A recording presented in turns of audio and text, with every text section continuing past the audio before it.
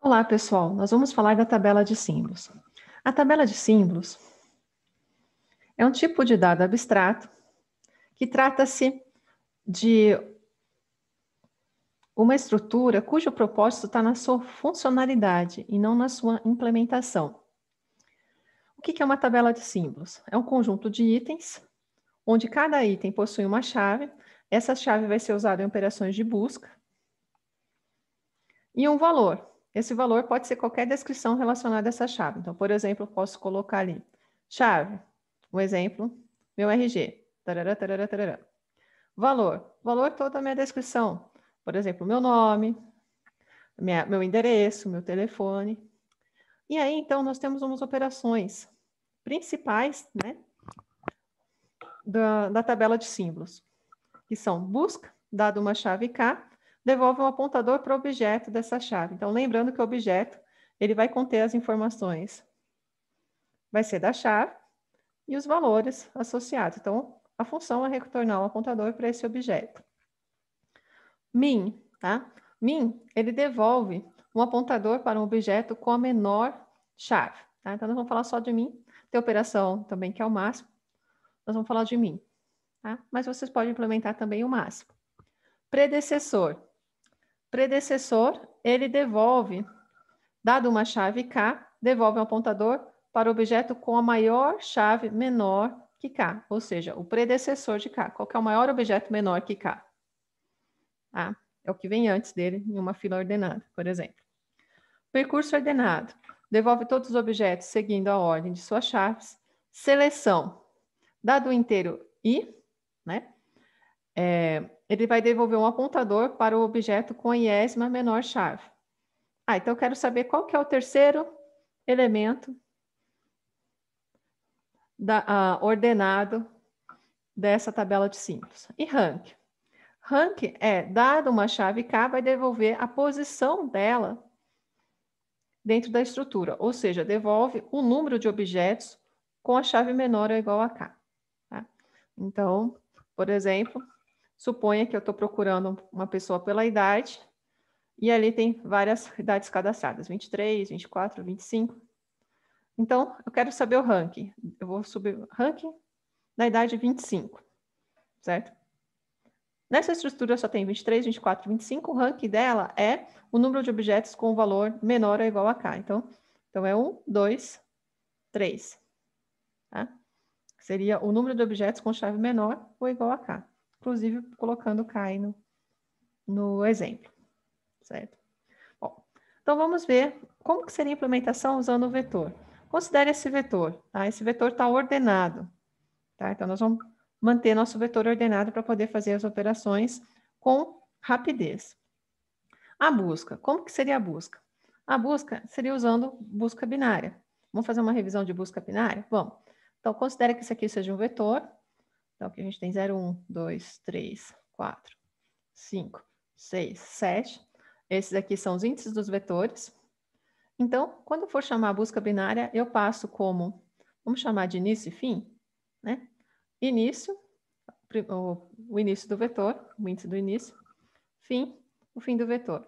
E o elemento do meio é o início mais fim dividido por 2, que seria 7 dividido por 2, divisão inteira, nós temos 3. Então, esse elemento do meio que vai ser verificado. Se o valor do elemento do meio eu estou buscando por 8, tá? Vou fazer uma busca por 8. O valor do elemento do meio é maior do que o elemento que eu estou buscando? 8? É. Então, o meu fim passa a ser o quê? Passa a ser o meu elemento do meio nessa implementação, tá? Meu fim passa a ser o elemento do meio nessa implementação. Existem implementações onde eu excluo o elemento do meio, mas nesse caso, o meu fim passa a ser o elemento do meio. Tá? Na aula anterior, a gente exclui esse elemento do meio. Tá? É mais para a gente saber a posição aonde o elemento deveria estar nessa busca. Então, na próxima interação, eu vou ter o meu início e o meu fim. Qual que é o novo elemento do meio? Né? Vamos colocar aqui. Seria início mais fim, 3 dividido por 2. 3 dividido por 2 dá 1. certo? Divisão inteira. Então, meu elemento do meio é 1. O que acontece aqui? O meu elemento do meio é 1. Mas, o meu elemento do meio, o valor é 6. Só que eu estou procurando por 8. Então, ele é menor, tá?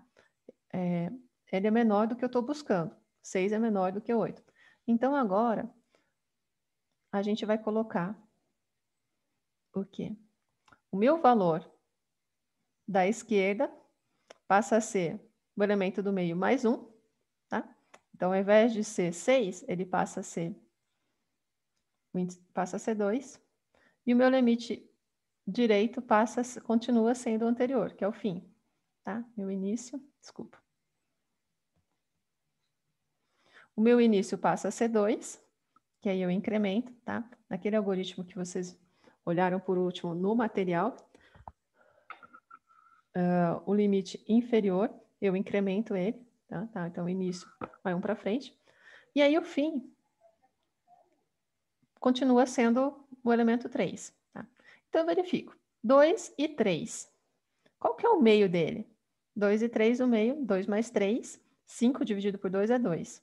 2. Tá? Aí eu verifico que 10. 10 é maior... 10 é maior do que 8. Então, o que eu teria que fazer? O meu fim teria que ser o elemento do meio, tá? Meu fim vai ser o elemento do meio, no caso é 2. E o meu início continua aí. E o meu início vai ser incrementado, tá? Meu início vai para o elemento do meio, que é 2. Então, qual que é a condição de parada? Quando o limite da direita for igual ao limite da esquerda, parou. Esses dois foram a condição de parada. Então, eu achei que esse elemento 8 deveria estar onde? Exatamente nessa posição, tá? O 8 deveria estar aqui no lugar do 10, se ele fosse colocado. Mas ele não foi colocado, tá? Então, não encontrou. Então, quando o fim é igual, o início é a condição de parada, então eu retorno, tá?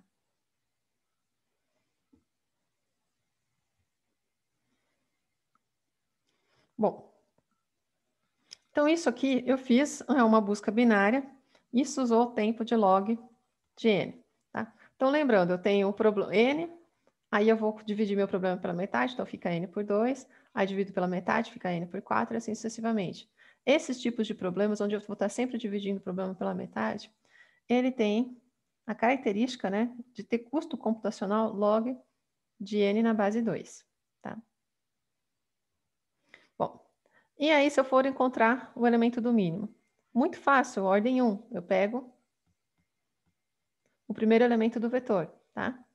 Vai retornar vet de 0, o elemento do mínimo. E o elemento de máximo é o vet de n-1, é o tamanho do vetor. E o predecessor?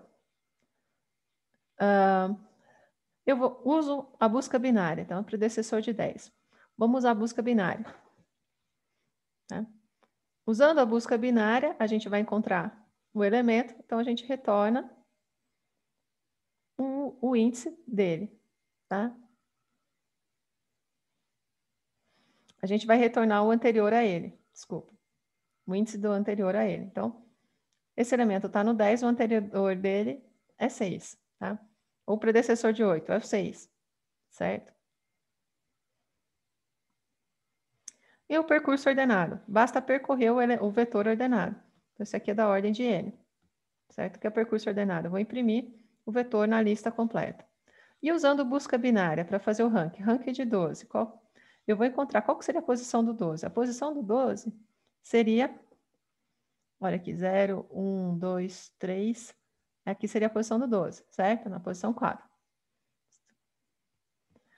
Então, eu uso busca binária para encontrar a sua posição, tá? Seria no elemento 4, o índice 4, vou retornar 4, tá?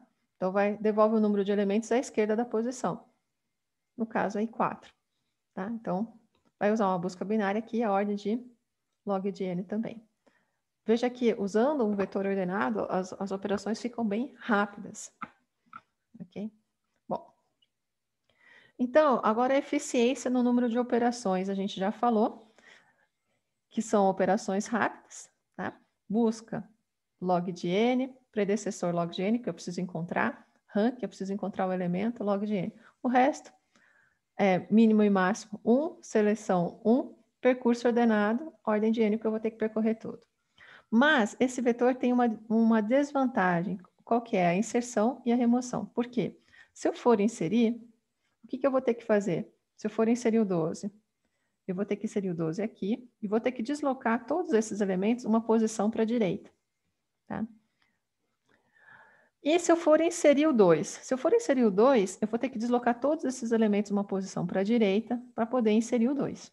Certo? Então, é uma posição para a direita, aí eu consigo inserir o 2. Tá? Na posição 0, que é a posição correta. Okay. Então, isso fica ordem de n. E a remoção? A remoção é a mesma coisa, tá? Se eu for remover o elemento 3, o que eu vou ter que fazer? Eu vou ter que puxar todos os elementos uma posição para a esquerda, ok? Então, isso aqui também é ordem de n.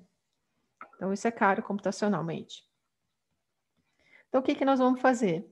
Nós vamos usar a árvore binária de busca para fazer uma tabela de símbolos e facilitar a remoção e inserção dos elementos, ok? Então, isso aqui a gente vai fazer na próxima gravação.